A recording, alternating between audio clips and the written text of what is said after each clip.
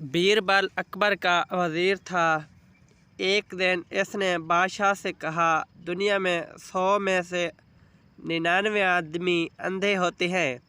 बादशाह को इसकी बात पर हैरत भी हुई और गुस्सा भी आया और हुक्म दिया कि अपनी इस बात को साबित करो, वरना सज़ा के लिए तैयार हो जाओ। बीरबल ने कहा, हजूर हुक्म की तामील होगी। अगले रोज़ बीरबल शहर आम पर बैठकर चारपाई बुनने लगा और एक आदमी साथ बैठा लिया, जिसको हुक्म था कि एक फहरस्त अंधों की तैयार करनी है और एक देखने वालों की। एक आदमी आया, इसने कहा, बीरबल क्या कर रहे हो?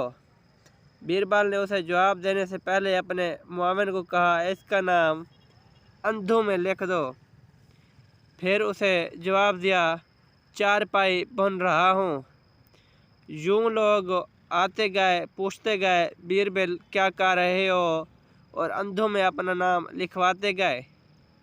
इतने में शाही काफिला गुजरा तो बादशाह ने पूछा, बीरबल क्या कर रहे हो? बीरबल के मुआविन ने बादशाह का नाम भी अंधों में लिख दिया। इतने में एक आदमी आया और इसने पूछा, खैरियत है बीरबल, चारपाई क्यों बुन रहे हो? बीरबल ने मुआविन से कहा, इसका नाम देखने वालों में लिखो।